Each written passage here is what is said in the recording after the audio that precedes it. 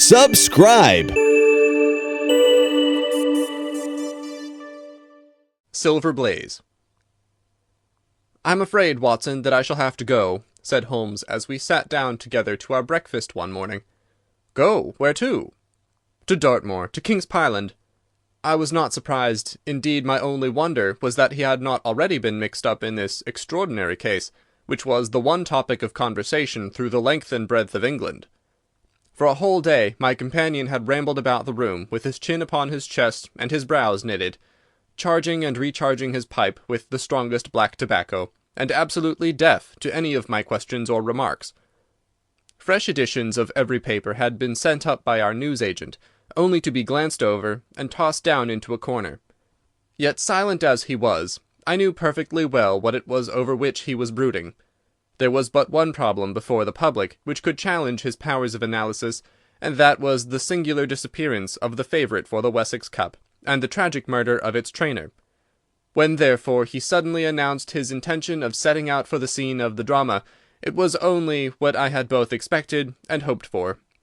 "I should be most happy to go down with you if I should not be in the way," said I. "My dear Watson, you would confer a great favour upon me by coming, and I think that your time will not be misspent, for there are points about this case which promise to make it an absolutely unique one. We have, I think, just time to catch our train at Paddington, and I will go further into the matter upon our journey. You would oblige me by bringing with you your very excellent field-glass." And so it happened that an hour or so later I found myself in the corner of a first-class carriage flying along en route for Exeter, while Sherlock Holmes, with his sharp, eager face, framed in his ear-flapped travelling cap, dipped rapidly into the bundle of fresh papers which he had procured at Paddington. We had left Reading far behind us before he thrust the last one of them under the seat, and offered me his cigar-case. "We're going well," said he, looking out the window and glancing at his watch. "Our rate at present is 53½ miles an hour." "I've not observed the quarter-mile posts," said I. "Nor have I, but the telegraph posts upon this line are 60 yards apart, and the calculation is a simple one. I presume that you've looked into this matter of the murder of John Straker and the disappearance of Silver Blaze." "I have seen what the Telegraph and the Chronicle have to say. It is one of those cases where the art of the reasoner should be used rather for the sifting of details than for the acquiring of fresh evidence. The tragedy has been so uncommon, so complete, and of such personal importance to so many people, that we're suffering from a plethora of surmise, conjecture, and hypothesis. The difficulty is to detach the framework of fact, of absolute, undeniable fact, from the embellishments of theorists and reporters. Then, having established ourselves upon this sound basis, it is our duty to see what inferences may be drawn and what are the special points upon which the whole mystery turns. On Tuesday evening I received telegrams from both Colonel Ross, the owner of the horse, and from Inspector Gregory, who is looking after the case, inviting my cooperation." "Tuesday evening!" I exclaimed. "And this is Thursday morning. Why didn't you go down yesterday?" "Because I made a blunder, my dear Watson, which is, I'm afraid, a more common occurrence than any one would think who only knew me through your memoirs. The fact is that I could not believe it possible that the most remarkable horse in England could long remain concealed, especially in so sparsely inhabited a place as the north of Dartmoor. From hour to hour yesterday I expected to hear that he had been found, and that his abductor was the murderer of John Straker. When, however, another morning had come, and I found that, beyond the arrest of young Fitzroy Simpson, nothing had been done, I felt that it was time for me to take action. Yet, in some ways, I feel that yesterday has not been wasted." "You have formed a theory, then?" "At least I've got a grip of the essential facts of the case. I shall enumerate them to you, for nothing clears up a case so much as stating it to another person, and I can hardly expect your cooperation if I do not show you the position from which we start." I lay back against the cushions, puffing at my cigar, while Holmes, leaning forward with his long thin forefinger checking off the points upon the palm of his left hand, gave me a sketch of the events which had led to our journey. "Silver Blaze," said he, "is from the Sommomy stock, and holds as brilliant a record as his famous ancestor. He is now in his 5th year, and has brought in turn each of the prizes of the turf to Colonel Ross, his fortunate owner. Up to the time of the catastrophe he was the first favourite for the Wessex Cup, the betting being 3-1 on him. He's always, however, been a prime favourite with the racing public, and has never yet disappointed them, so that, even at those odds, enormous sums of money have been laid upon him. It is obvious, therefore, that there were many people who had the strongest interest in preventing Silver Blaze from being there at the fall of the flag next Tuesday. The fact was of course appreciated at King's Pyland, where the Colonel's training stable is situated. Every precaution was taken to guard the favourite. The trainer, John Straker, is a retired jockey who rode in Colonel Ross's colours before he became too heavy for the weighing chair. He has served the Colonel for 5 years as jockey, and for 7 as trainer, and has always shown himself to be a zealous and honest servant. Under him were 3 lads, for the establishment was a small one, containing only 4 horses in all. One of these lads sat up each night in the stable, while the others slept in the loft. All 3 bore excellent characters. John Straker, who is a married man, lived in a small villa about 200 yards from the stables. He has no children, keeps 1 maidservant, and is comfortably off. The country round is very lonely, but about half a mile to the north there is a small cluster of villas which have been built by a Tavistock contractor for the use of invalids and others who may wish to enjoy the pure Dartmoor air. Tavistock itself lies 2 miles to the west, while across the moor, also about 2 miles distant, is the larger training establishment of Mapleton, which belongs to Lord Backwater, and is managed by Silas Brown. In every other direction, the moor is a complete wilderness, inhabited only by a few roaming gipsies. Such was the general situation last Monday night when the catastrophe occurred. On that evening the horses had been exercised and watered as usual, and the stables were locked up at 9 o'clock. 2 of the lads walked up to the trainer's house, where they had supper in the kitchen, while the third, Ned Hunter, remained on guard. At a few minutes after 9, the maid Edith Baxter carried down to the stables his supper, which consisted of a dish of curried mutton. She took no liquid, as there was a water tap in the stables, and it was the rule that the lad on duty should drink nothing else. The maid carried a lantern with her, as it was very dark, and the path ran across the open moor. Edith Baxter was within 30 yards of the stables, when a man appeared out of the darkness, and called to her to stop. As he stepped into the circle of yellow light thrown by the lantern, she saw that he was a person of gentlemanly bearing, dressed in a grey suit of tweeds, with a cloth cap. He wore gaiters, and carried a heavy stick with a knob to it. She was most impressed, however, by the extreme pallor of his face, and by the nervousness of his manner. His age, she thought, would be rather over 30 than under it. "Can you tell me where I am?" he asked. "I had almost made up my mind to sleep on the moor when I saw the light of your lantern." "You are close to the King's Pyland training stables," said she. "Oh, indeed, what a stroke of luck!" he cried. "I understand that a stable boy sleeps there alone every night. Perhaps that is his supper which you are carrying to him. Now, I am sure that you would not be too proud to earn the price of a new dress, would you?" He took a piece of white paper, folded up, out of his waistcoat pocket. "See that the boy has this to-night, and you shall have the prettiest frock that money can buy." She was frightened by the earnestness of his manner, and ran past him to the window through which she was accustomed to hand the meals. It was already opened, and Hunter was seated at the small table inside. She had begun to tell him of what had happened, when the stranger came up again. "Good evening," said he, looking through the window. "I wanted to have a word with you." The girl has sworn that as he spoke she noticed the corner of the little paper packet protruding from his closed hand. "What business have you here?" asked the lad. "It's business that may put something into your pocket," said the other. "You've 2 horses in for the Wessex Cup, Silver Blaze and Bayard. Let me have the straight tip, and you won't be a loser. It is a fact that at the weights Bayard could give the other 100 yards in 5 furlongs, and that the stable have put their money on him." "So you're one of those damned touts!" cried the lad. "I'll show you how we serve them in King's Pyland." He sprang up and rushed across the stable to unloose the dog. The girl fled away to the house, but as she ran she looked back and saw that the stranger was leaning through the window. A minute later, however, when Hunter rushed out with the hound, he was gone, and though he ran all round the buildings, he failed to find any trace of him. "One moment," I asked. "Did the stable boy, when he ran out with the dog, leave the door unlocked behind him?" "Excellent, Watson, excellent," murmured my companion. "The importance of the point struck me so forcibly that I sent a special wire to Dartmoor yesterday to clear the matter up. The boy locked the door before he left it. The window, I may add, was not large enough for a man to get through.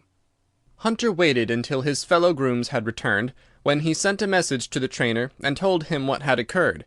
Straker was excited at hearing the account, although he does not seem to have quite realized its true significance. It left him, however, vaguely uneasy, and Mrs. Straker, waking at 1 in the morning, found that he was dressing. In reply to her inquiries, he said that he could not sleep on account of his anxiety about the horses, and that he intended to walk down to the stables to see that all was well. She begged him to remain at home, as she could hear the rain pattering against the window, but in spite of her entreaties, he pulled on his large mackintosh and left the house. Mrs. Straker awoke at 7 in the morning to find that her husband had not yet returned. She dressed herself hastily, and called the maid, and set off for the stables. The door was open. Inside, huddled together upon a chair, Hunter was sunk in a state of absolute stupor. The favourite stall was empty, and there were no signs of his trainer. The two lads who slept in the chaff-cutting loft above the harness room were quickly aroused. They had heard nothing during the night, for they are both sound sleepers. Hunter was obviously under the influence of some powerful drug, and as no sense could be got out of him, he was left to sleep it off while the two lads and the two women ran out in search of the absentees. They still had hopes that the trainer had for some reason taken out the horse for early exercise, but on ascending the knoll near the house, from which all the neighbouring moors were visible, they could not only see no signs of the missing favourite, but they perceived something which warned them that they were in the presence of a tragedy. About a quarter of a mile from the stables, John Straker's overcoat was flapping from a furze bush. Immediately beyond there was a bowl-shaped depression in the moor, and at the bottom of this was found the dead body of the unfortunate trainer. His head had been shattered by a savage blow from some heavy weapon, and he was wounded on the thigh, where there was a long, clean cut, inflicted evidently by some very sharp instrument. It was clear, however, that Straker had defended himself vigorously against his assailants, for in his right hand he held a small knife, which was clotted with blood up to the handle, while in his left he clasped a red and black silk cravat, which was recognized by the maid as having been worn on the preceding evening by the stranger who had visited the stables. Hunter, on recovering from his stupor, was also quite positive as to the ownership of the cravat.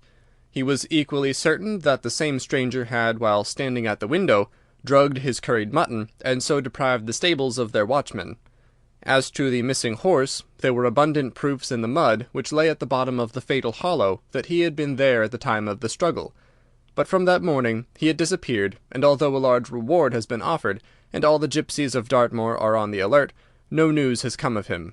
Finally, an analysis has shown that the remains of his supper left by the stable lad contain an appreciable quantity of powdered opium, while the people at the house partook of the same dish on the same night without any ill effect.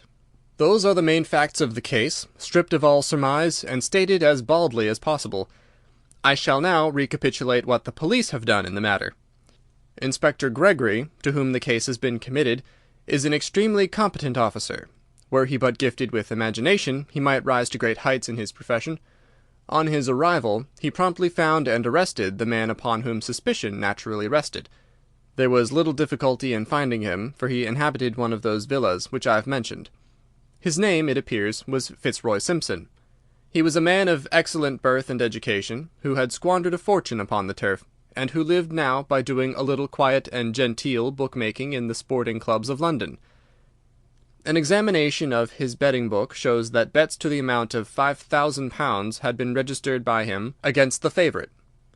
On being arrested, he volunteered that statement that he had come down to Dartmoor in the hope of getting some information about the King's Pyland horses, and also about Desborough, the second favourite, which was in charge of Silas Brown at the Mapleton stables.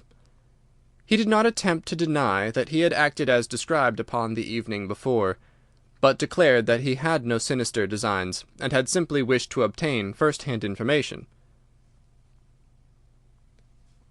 When confronted with his cravat, he turned very pale, and was utterly unable to account for its presence in the hand of the murdered man.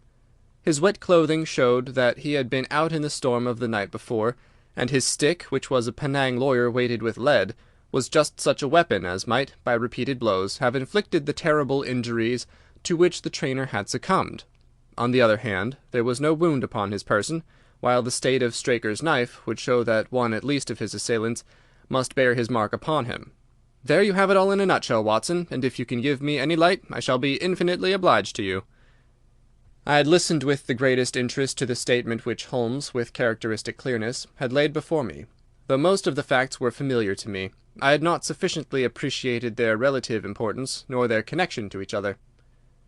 "Is it not possible," I suggested, "that the incised wound upon Straker may have been caused by his own knife in the convulsive struggles which follow any brain injury?" "It is more than possible, it is probable," said Holmes. "In that case, one of the main points in favour of the accused disappears." "And yet," said I, "even now I fail to understand what the theory of the police can be." "I'm afraid that whatever theory we state has very grave objections to it," returned my companion. "The police imagine, I take it, that this Fitzroy Simpson, having drugged the lad, and having in some way obtained a duplicate key, opened the stable door and took out the horse, with the intention, apparently, of kidnapping him altogether. His bridle is missing, so that Simpson must have put this on. Then, having left the door open behind him, he was leading the horse away over the moor, when he was either met or overtaken by the trainer. A row naturally ensued. Simpson beat out the trainer's brains with his heavy stick without receiving any injury from the small knife, which Straker used in self-defence, and then the thief either led the horse on to some secret hiding-place, or else it may have bolted during the struggle, and be now wandering out on the moors. That is the case as it appears to the police, and improbable as it is, all other explanations are more improbable still. However, I shall very quickly test the matter when I am once upon the spot, and until then I cannot really see how we can get much further than our present position." It was evening before we reached the little town of Tavistock, which lies, like the boss of a shield, in the middle of a huge circle of Dartmoor. Two gentlemen were awaiting us in the station, the one a tall, fair man with lion-like hair and beard and curiously penetrating light blue eyes. The other a small, alert person, very neat and dapper, in a frock coat and gaiters, with trim little side whiskers and an eyeglass. The latter was Colonel Ross, the well-known sportsman. The other, Inspector Gregory, a man who was rapidly making his name in the English detective service. "I'm delighted that you have come down, Mr. Holmes," said the Colonel. "The inspector here has done all that could possibly be suggested, but I wish to leave no stone unturned in trying to avenge poor Straker and in recovering my horse." "Have there been any fresh developments?" asked Holmes. "I'm sorry to say that we have made very little progress," said the inspector. "We have an open carriage outside, and as you would no doubt like to see the place before the light fails, we might talk it over as we drive." A minute later we were all seated in a comfortable landau, and were rattling through the quaint old Devonshire city.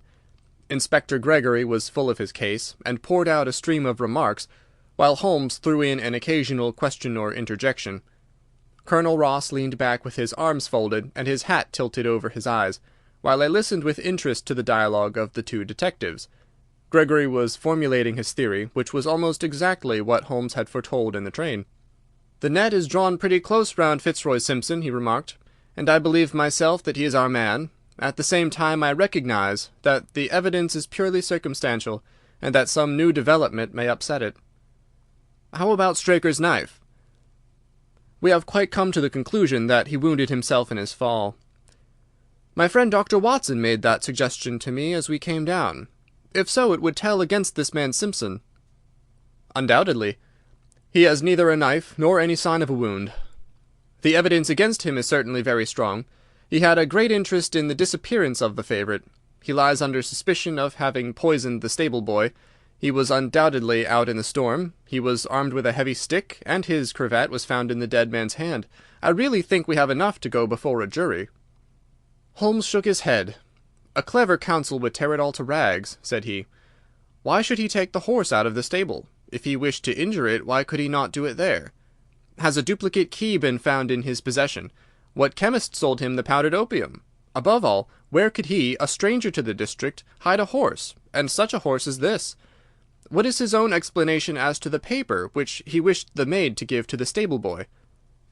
"He says that it was a £10 note. One was found in his purse. But your other difficulties are not so formidable as they seem. He is not a stranger to the district. He is twice lodged at Tavistock in the summer. The opium was probably brought from London. The key, having served its purpose, would be hurled away. The horse may be at the bottom of one of the pits or old mines upon the moor." "What does he say about the cravat?" "He acknowledges that it is his, and declares that he had lost it, but a new element has been introduced into the case, which may account for his leading the horse from the stable." Holmes pricked up his ears. "We have found traces which show that a party of gipsies encamped on Monday night within a mile of the spot where the murder took place. On Tuesday they were gone. Now, presuming that there was some understanding between Simpson and the gipsies, might he not have been leading the horse to them when he was overtaken, and may they not have him now?" "It is certainly possible." "The moor is being scoured for these gipsies. I have also examined every stable and outhouse in Tavistock, and for a radius of 10 miles. "There is another training stable quite close, I understand?" "Yes, and that is a factor which we must certainly not neglect. As Desborough, their horse, was second in the betting, they had an interest in the disappearance of the favourite. Silas Brown, the trainer, is known to have had large bets upon the event, and he was no friend to poor Straker. We have, however, examined the stables, and there is nothing to connect him with the affair."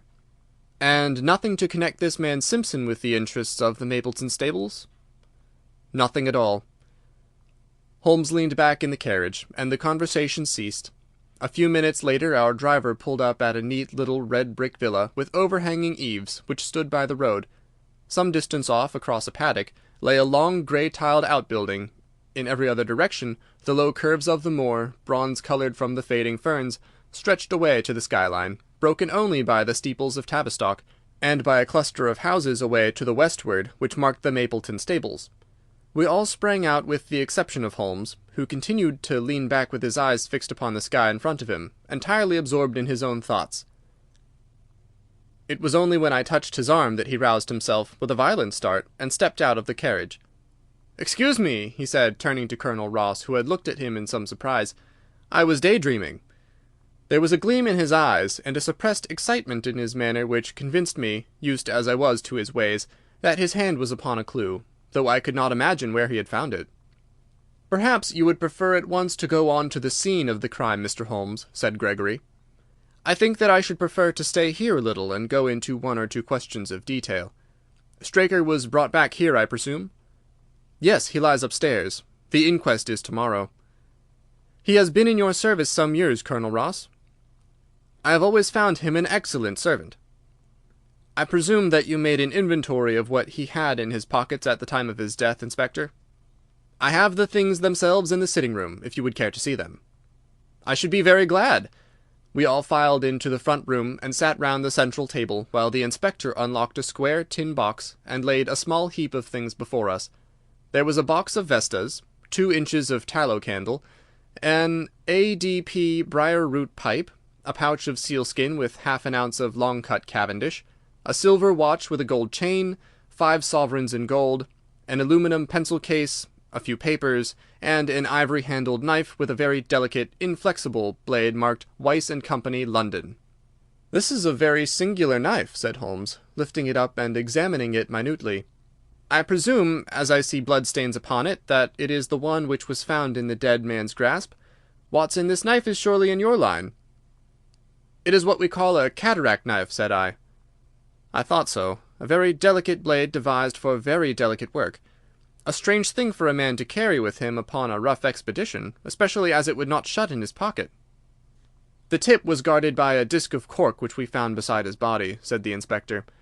"His wife tells us that the knife had lain upon the dressing-table, and that he had picked it up as he left the room. It was a poor weapon, but perhaps the best that he could lay his hands on at the moment." "Very possible. How about these papers?" "3 of them are receipted hay dealers' accounts. One of them is a letter of instructions from Colonel Ross.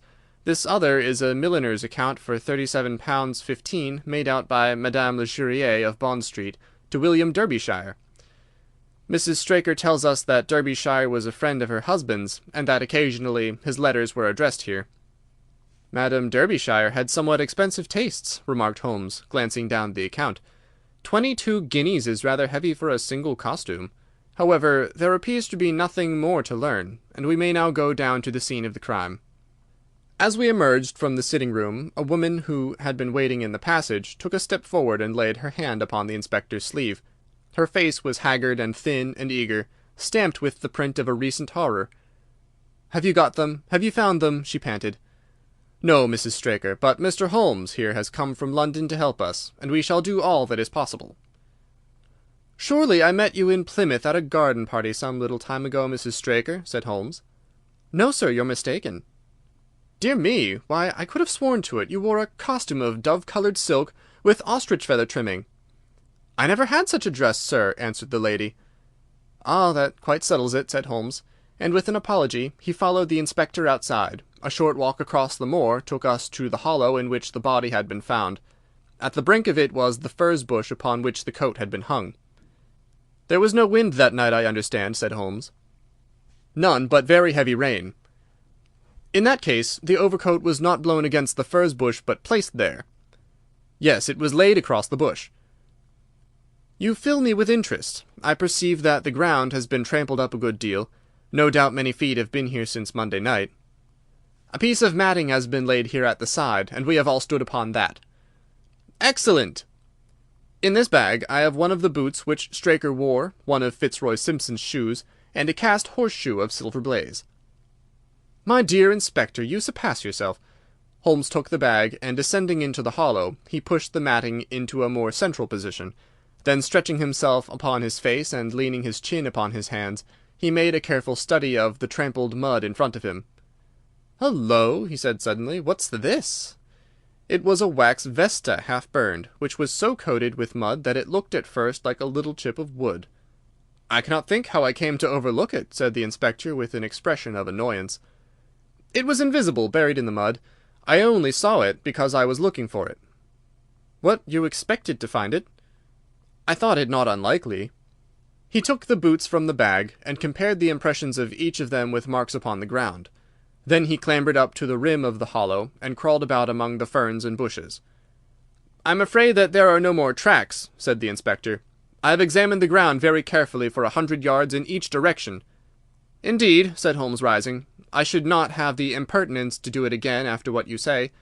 But I should like to take a little walk over the moor before it grows dark, that I may know my ground to-morrow, and I think that I shall put this horseshoe into my pocket for luck." Colonel Ross, who had shown some signs of impatience at my companion's quiet and systematic method of work, glanced at his watch. "I wish you would come back with me, Inspector," said he. "There are several points on which I should like your advice, and especially as to whether we do not owe it to the public to remove our horse's name from the entries for the cup." "Certainly not," cried Holmes with decision. "I should let the name stand." The Colonel bowed. "I am very glad to have had your opinion, sir," said he. "You will find us at poor Straker's house when you have finished your walk, and we can drive together into Tavistock." He turned back with the inspector, while Holmes and I walked slowly across the moor. The sun was beginning to sink behind the stables of Mapleton, and the long, sloping plain in front of us was tinged with gold, deepening into rich, ruddy browns where the faded ferns and brambles caught the evening light. But the glories of the landscape were all wasted upon my companion, who was sunk in the deepest thought. "It's this way, Watson," said he at last. "We may leave the question of who killed John Straker for the instant, and confine ourselves to finding out what has become of the horse. Now, supposing that he broke away during or after the tragedy, where could he have gone to? The horse is a very gregarious creature. If left to himself, his instincts would have been either to return to King's Pyland or go over to Mapleton. Why should he run wild upon the moor? He would surely have been seen by now. And why should gipsies kidnap him? These people always clear out when they hear of trouble, for they do not wish to be pestered by the police. They could not hope to sell such a horse. They would run a great risk and gain nothing by taking him. Surely that is clear. Where is he, then? I have already said that he must have gone to King's Pyland or to Mapleton. He is not at King's Pyland, therefore he is at Mapleton. Let us take that as a working hypothesis, and see what it leads us to. This part of the moor, as the inspector remarked, is very hard and dry, but it falls away towards Mapleton, and you can see from here that there is a long hollow over yonder, which must have been very wet on Monday night. If our supposition is correct, then the horse must have crossed that, and there is the point where we should look for his tracks." We had been walking briskly during this conversation, and a few more minutes brought us to the hollow in question. At Holmes' request, I walked down the bank to the right, and he to the left, but I had not taken 50 paces before I heard him give a shout, and saw him waving his hand to me. The track of a horse was plainly outlined in the soft earth in front of him, and the shoe with which he took from his pocket exactly fitted the impression. "See the value of imagination," said Holmes. "It is the one quality which Gregory lacks. We imagined what might have happened, acted upon the supposition, and find ourselves justified. Let us proceed." We crossed the marshy bottom and passed over a quarter of a mile of dry, hard turf. Again the ground sloped, and again we came on the tracks. Then we lost them for half a mile, but only to pick them up once more quite close to Mapleton. It was Holmes who saw them first, and he stood pointing with a look of triumph upon his face. A man's track was visible beside the horse's. "The horse was alone before," I cried. "Quite so. It was alone before. Hullo, what is this?" The double track turned sharp off and took the direction of King's Pyland. Holmes whistled, and we both followed along after it. His eyes were on the trail, but I happened to look a little to one side, and saw to my surprise the same tracks coming back again in the opposite direction. "One for you, Watson," said Holmes when I pointed it out. "You have saved us a long walk, which would have brought us back on our own traces. Let us follow the return track." We had not to go far. It ended at the paving of asphalt which led up to the gates of the Mapleton stables. As we approached, a groom ran out from them. "We don't want any loiterers about here," said he. "I only wish to ask a question," said Holmes, with his finger and thumb in his waistcoat pocket. "Should I be too early to see your master, Mr. Silas Brown, if I were to call at 5 o'clock tomorrow morning?" "Bless you, sir, if any one is about he will be, for he is always the first stirring. But here he is, sir, to answer your questions for himself. No, sir, no. It is as much as my place is worth to let him see me touch your money. Afterwards, if you like." As Sherlock Holmes replaced the half-crown which he had drawn from his pocket, a fierce-looking elderly man strode out from the gate with a hunting-crop swinging in his hand. "What's this, Dawson?" he cried. "No gossiping. Go about your business. And you, what the devil do you want here?" "10 minutes' talk with you, my good sir," said Holmes in the sweetest of voices. "I've no time to talk to every gadabout. We want no stranger here. Be off, or you may find a dog at your heels." Holmes leaned forward and whispered something into the trainer's ear. He started violently and flushed to the temples. "It's a lie!" he shouted. "An infernal lie!"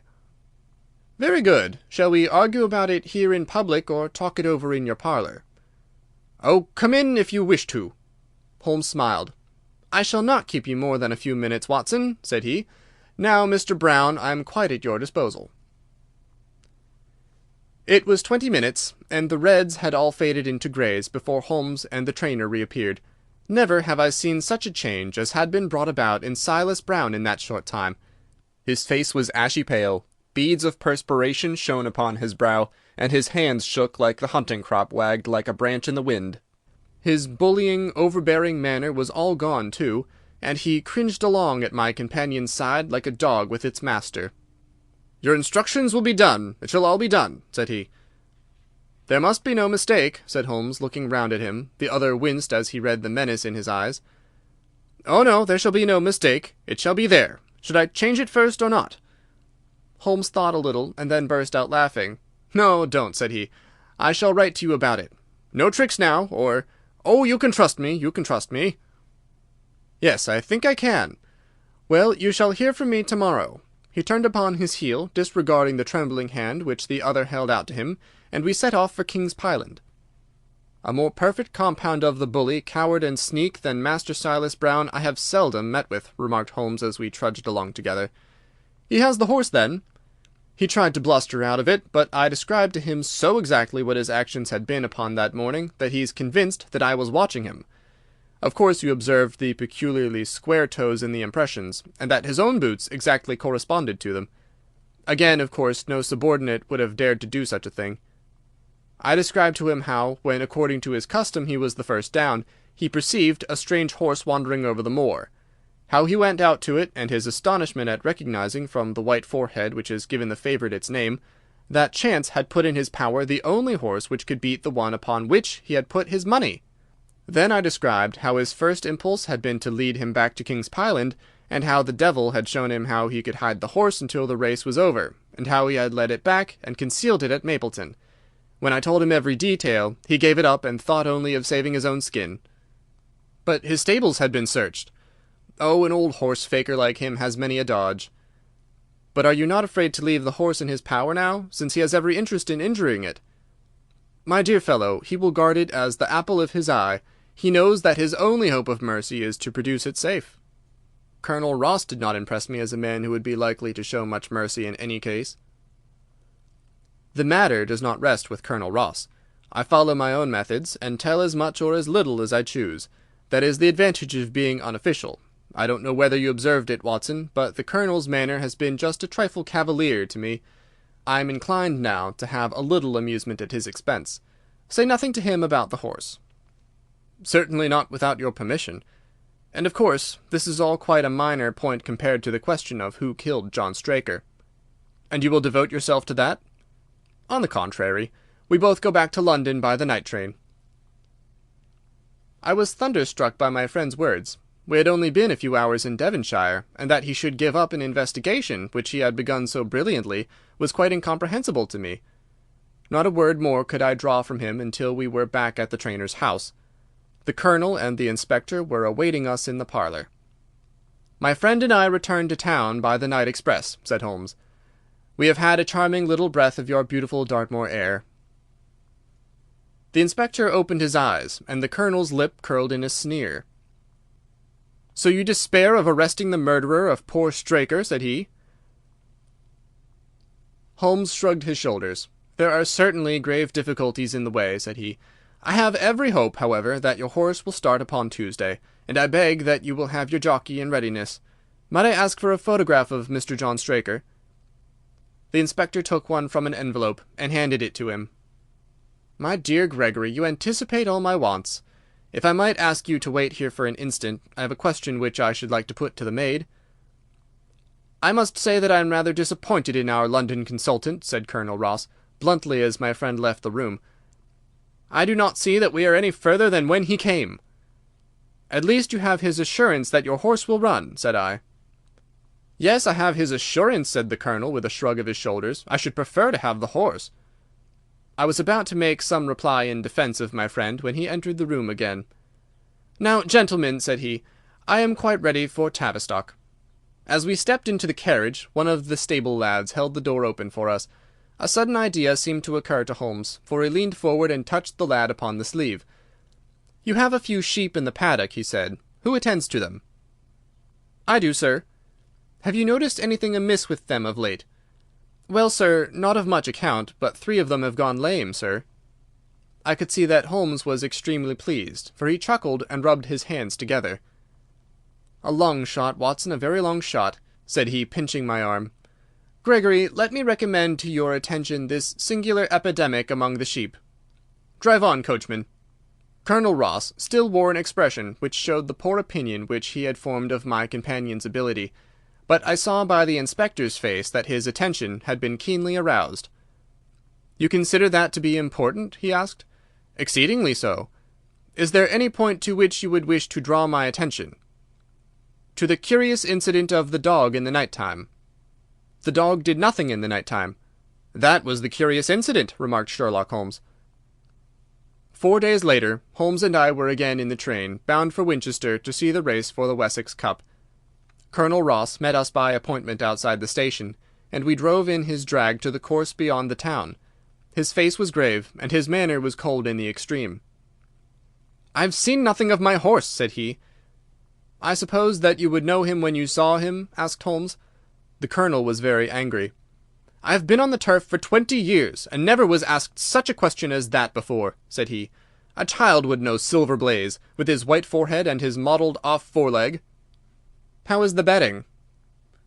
"Well, that is the curious part of it. You could have got 15 to 1 yesterday, but the price has become shorter and shorter, until you can hardly get 3 to 1 now."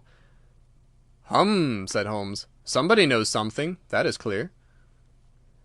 As the drag drew up in the enclosure near the grandstand, I glanced at the card to see the entries. Wessex Plate, it ran, 50 sovs, each H-foot, with 1,000 sovs added for 4 and 5-year-olds. Second, £300. Third, £200. New course, 1 mile and 5 furlongs. Mr. Heath Newton's The Negro, red cap, cinnamon jacket. Colonel Wardlaw's Pugilist, pink cap, blue and black jacket. Lord Backwater's Desborough, yellow cap and sleeves. Colonel Ross's silver blaze, black cap, red jacket.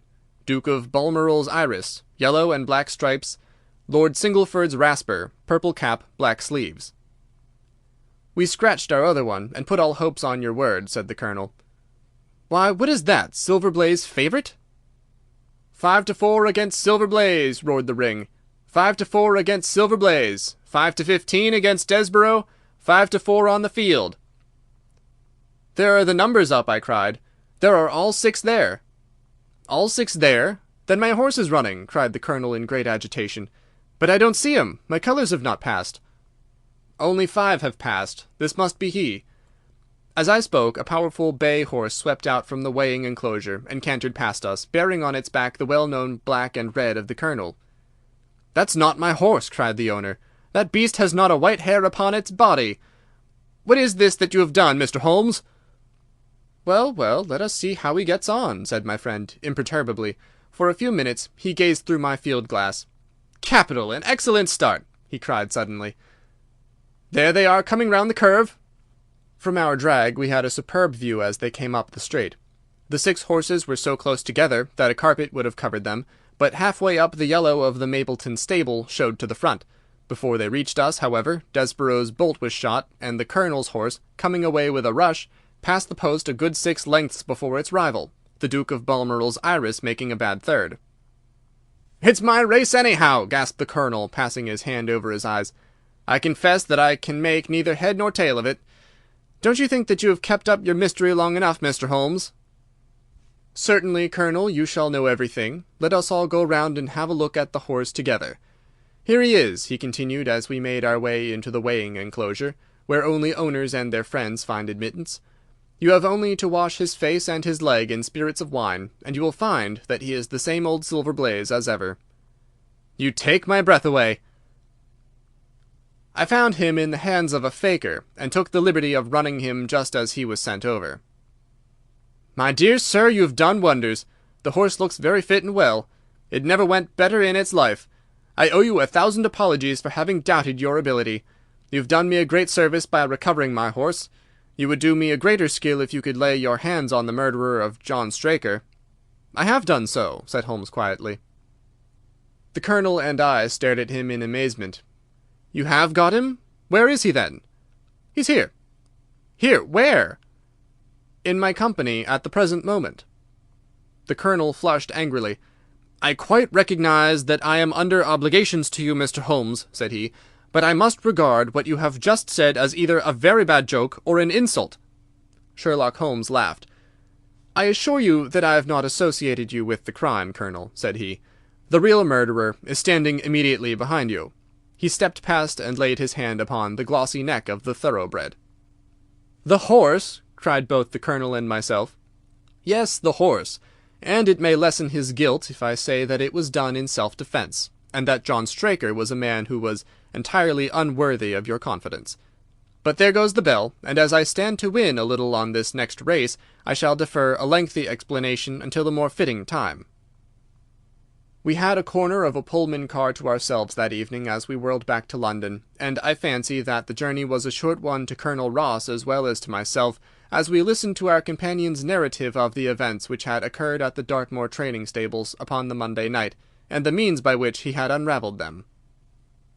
"I confess," said he, "that any theories which I had formed from the newspaper reports were entirely erroneous. And yet there were indications there, had they not been overlaid by other details which concealed their true import. I went to Devonshire with the conviction that Fitzroy Simpson was the true culprit, although, of course, I saw that the evidence against him was by no means complete. It was while I was in the carriage, just as we reached the trainer's house, that the immense significance of the curried mutton occurred to me. You may remember that I was distrait, and remained sitting after you had all alighted. I was marvelling in my own mind how I could possibly have overlooked so obvious a clue. "I confess," said the Colonel, "that even now I cannot see how it helps us." "It was the first link in my chain of reasoning. Powdered opium is by no means tasteless. The flavour is not disagreeable, but it is perceptible. Were it mixed with any ordinary dish, the eater would undoubtedly detect it, and would probably eat no more. A curry was exactly the medium which would disguise this taste. By no possible supposition could this stranger Fitzroy Simpson have caused curry to be served in the trainer's family that night, and it is surely too monstrous a coincidence to suppose that he happened to come along with powdered opium upon the very night when a dish happened to be served which would disguise the flavour. That is unthinkable. Therefore, Simpson becomes eliminated from the case, and our attention centres upon Straker and his wife, the only two people who could have chosen curried mutton for supper that night.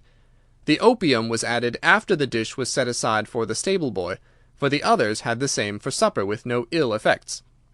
Which of them, then, had access to that dish without the maid seeing them? Before deciding that question, I had grasped the significance of the silence of the dog, for one true inference invariably suggests others.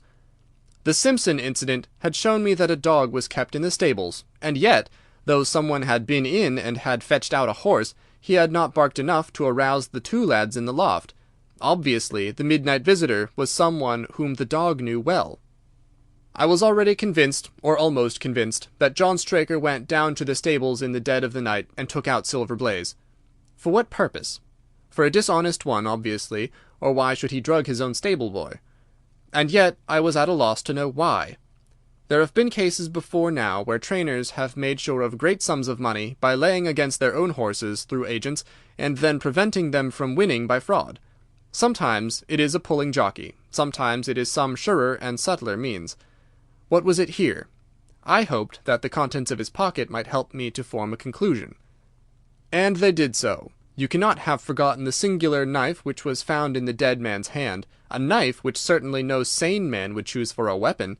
It was, as Dr. Watson told us, a form of knife which is used for the most delicate operations known in surgery, and it was to be used for a delicate operation that night.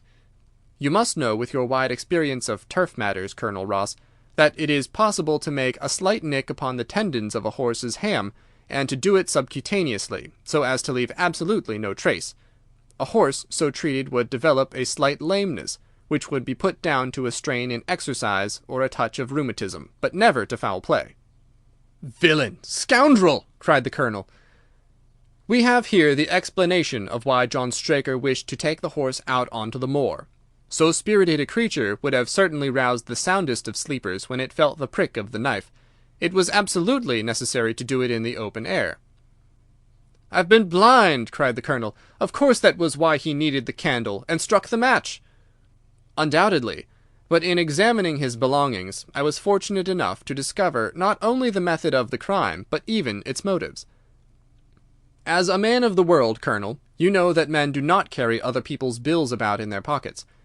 We have most of us quite enough to do to settle our own.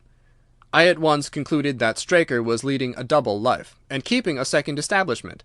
The nature of the bill showed that there was a lady in the case, and one who had expensive tastes. Liberal as you are with your servants, one can hardly expect that they can buy 20-guinea walking dresses for their ladies. I questioned Mrs. Straker as to the dress without her knowing it, and having satisfied myself that it had never reached her, I made a note of the milliner's address, and felt that by calling there with Straker's photograph I could easily dispose of the mythical Derbyshire. From that time on all was plain. Straker had led out the horse to a hollow where his light would be invisible. Simpson in his flight had dropped his cravat, and Straker had picked it up, with some idea perhaps that he might use it in securing the horse's leg. Once in the hollow, he had got behind the horse and had struck a light, but the creature, frightened at the sudden glare, and with the strange instinct of animals, feeling that some mischief was intended, had lashed out, and the steel shoe had struck Straker full on the forehead. He had already, in spite of the rain, taken off his overcoat in order to do his delicate task, and so, as he fell, his knife gashed his thigh. Do I make it clear? "Wonderful!" cried the Colonel. "Wonderful! You might have been there!" My final shot was, I confess, a very long one. It struck me that so astute a man as Straker would not undertake this delicate tendon-nicking without a little practice. What could he practise on? My eyes fell upon the sheep, and I asked a question which, rather to my surprise, showed that my surmise was correct. When I returned to London, I called upon the milliner, who had recognized Straker as an excellent customer of the name of Derbyshire, who had a very dashing wife with a strong partiality for expensive dresses. I have no doubt that this woman had plunged him over head and ears in debt, and so led him into this miserable plot. "You have explained all but one thing," cried the Colonel. "Where was the horse?" "Ah, it bolted, and was cared for by one of your neighbours. We must have an amnesty in that direction, I think.